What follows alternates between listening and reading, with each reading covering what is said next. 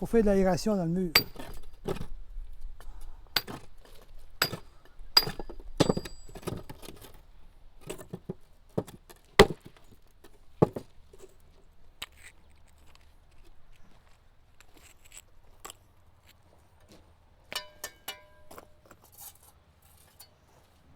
J'ai commencé à 16 ans. À 14 ans exactement. J'ai commencé mon cours de maçonnerie à l'école de métier, ici à la Malbaie. J'ai sorti de l'école, il était 18 ans. Puis depuis ce temps-là que je travaille. J'ai travaillé à peu près 2 ans avec mon professeur. Après ça, je l'ai lâché pour travailler à mon compte. Ça doit faire, à l'âge de 24 ans, je suis devenu entrepreneur. Puis depuis ce temps-là que je prends des contrats à prix fixe dans ces années-là. Depuis ces années-là. J'avais lâché l'école avec 14 ans. Mon père, il dit 20 valeurs, mais tu ne lâches pas l'école de même. Il dit, tu lâches l'école, ça te prend un métier. Si tu n'as pas de métier, là, oublie ça. Il va te chercher un petit mécanique, puis il dit un arche, puis il va dans le bois, c'est ce que tu es capable de faire. Fait que là, il m'avait encouragé, j'avais pris ce métier-là. Je n'ai pas de regret aujourd'hui. Les 2 filles travaillent avec moi en plus. Puis Richard, il est plus manœuvre que parce qu'il est apprenti. Puis après ça, ben, il prépare le ciment, il prépare tout ça. On lui donne un coup de main quand il est tout seul trop longtemps, il a besoin d'aide. On s'entraide. Parce que quand il était petit, je les emmenais sortir de la maison pour soulager ma femme. J'étais tout seul à la maison. Fait que j'emmenais les enfants sous le bras, je travaillais avec moi, surtout les fins de semaine, ou bien les fêtes. Ils ont pris goût à ça tranquillement. Puis là, ben, je ne les ai pas forcés, mais ils ont aimé ça. Mais c'est un métier valorisant, hein? C'est un métier que tu crées des choses, puis c'est ça qui est intéressant. C'est pas pareil comme un autre corps de métier si on prend par exemple la plomberie, bien, la plomberie, c'est d'un mur, fait que tu ne vois pas le talent du gars. Puis nous autres, on voit le talent, fait que c'est ça qui est intéressant. Là, Richard, il tire mes joints. Là, de temps en temps, il pose des pierres en arrière de moi. C'est les mains qui ont renforcé le métier, puis qui deviennent solides quand ils viennent sur le marché pour un autre employeur. Ils sont 100% prêts. C'est ça que c'est. J'ajuste les pierres. Hein? C'est ça.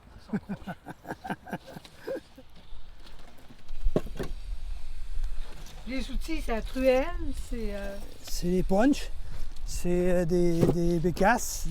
Une bécasse, c'est un marteau comme ça qui va fendre comme ça. C'est pour ça une bécasse.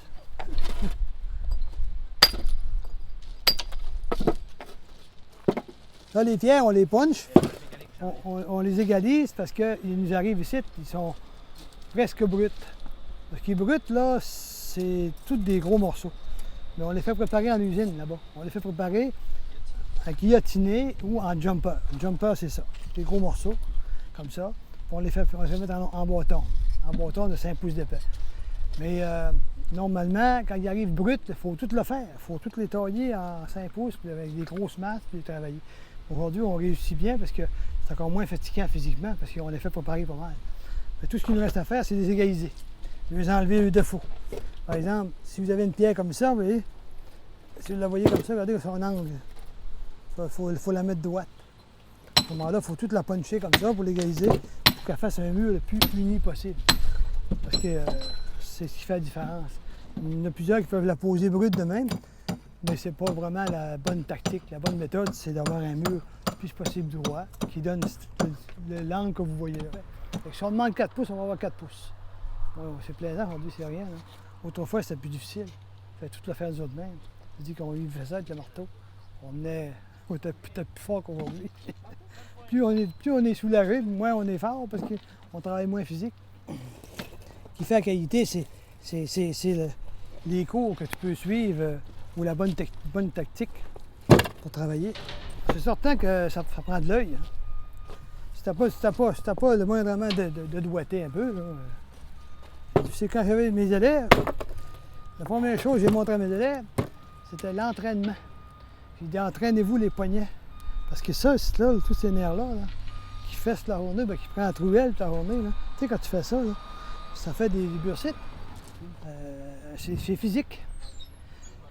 C'est ça de moins répétitif. Comme de la pierre de même, c'est pesant. Tu sais, ça pèse. Une pierre de même, ça pèse à peu près 50-60 livres. Fait que quand il y a des plus gros, c'est peut-être plus pesant. Toutes des choses comme ça. Il y a des pierres qui sont très pesantes. Mais on s'habitue. On fait du commercial, de l'industriel puis du résidentiel. Parce qu'il y a dans un petit endroit comme ici, là, comme ici, on sait bien que si tu ne fais pas tout, là, fait qu'on n'a pas le choix de faire plusieurs métiers en même temps. Fait qu'il y en a qui vont juste poser de la brique. Nous, on fait ça. On pose la brique, on pose la pierre. On pose la pierre du frein, là, qui est rendue en différentes grandeurs. Puis cette pierre-là, il y a une dans le Maine qu'on a. Ah. Ouais. Parce qu'on avait dans Charlevoix, cette pierre-là. Mais ils ne peuvent plus l'exploiter. Pour la bonne raison que toutes les auberges se sont installées alentour de la carrière. Puis là, ils ne pouvaient plus faire sauter la dynamite. Fait qu'ils ont tout arrêté ça. Il y avait trop de plaintes. Puis il était mal placé en partant. Il a fallu qu'il soit plus retiré de la ville. Mais la ville s'approchait sur les autres. Il a fallu qu'il fasse des changements. Puis dans le début de toute cette carrière-là, moi, je prenais la pierre-là. Parce qu'on prenait juste cette pierre-là en ce temps-là. C'était flaise. Elle était plus dure que celle-là. Elle, c'est une pierre molle. Elle est moins résistante au gel et dégel.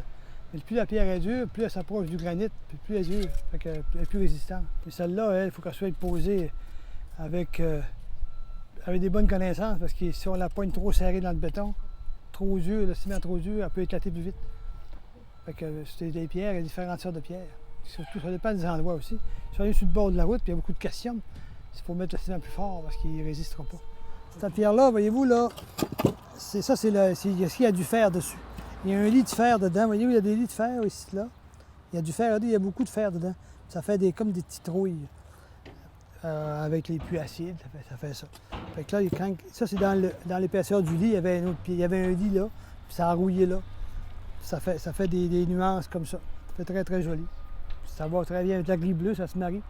Parce que dans la pierre, il y a tout le temps des petites rouilles dedans.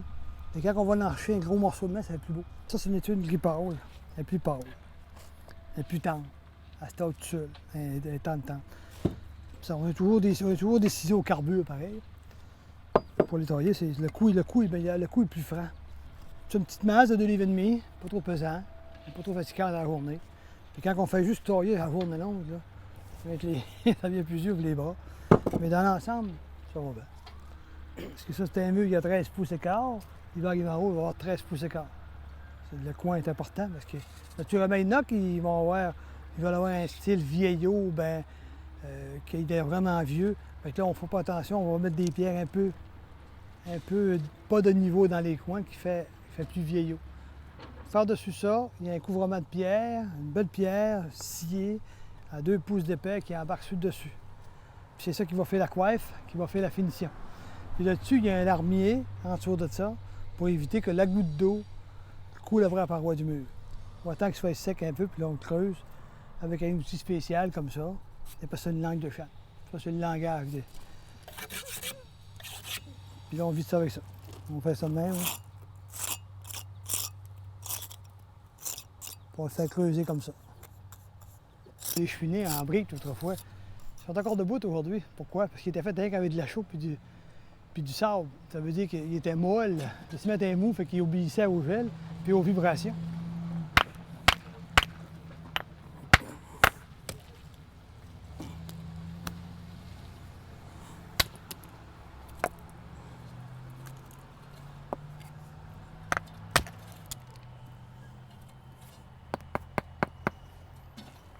La chaux et du sable, on a fait plusieurs travaux avec ça. Entre autres, des fours à pain. On fait beaucoup de fours à pain avec ça. Puis ça obéit à la chaleur. Hein. Ça casse moins. C'est plus flexible. Ça fait des très, très bons fours à pain.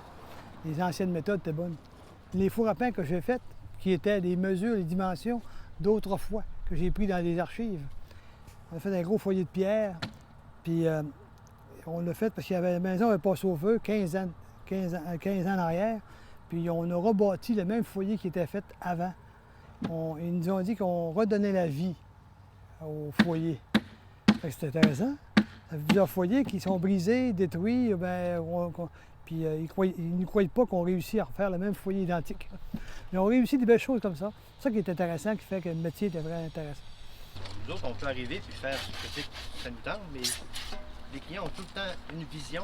Il faut essayer d'aller chercher leur vision de ce que c'est qu'eux autres voudraient. Puis c'est ça qui est... Quand tu réussis à faire ce que la personne voudrait que tu fasses.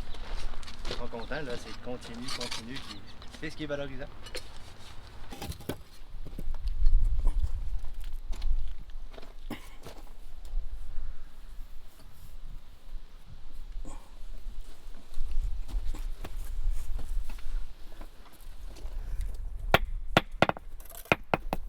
On fait des variations d'auteur, c'est exprès, pour donner du cachet. Parce qu'ils se faisaient toutes des belles lignes droites, là, c'était un autre style, pas pareil. Ça, c'est un style variable qui donne un meilleur goût. Lui, il aime ça, fait des vagues en masse aussi. Il aime mieux ça que moi, lui. C'est dans sa nature. Il faut coordonner les deux ensemble, parce que lui, il fait une manière, moi, je fais l'autre. Il faut faire les deux ensemble. Mais on est reconnu pour donner la qualité de travail. Puis, quand pas du client qui nous engage, parce qu'ils savent qu'ils vont avoir la qualité. Autrement dit, ils vont en avoir pour leurs argent.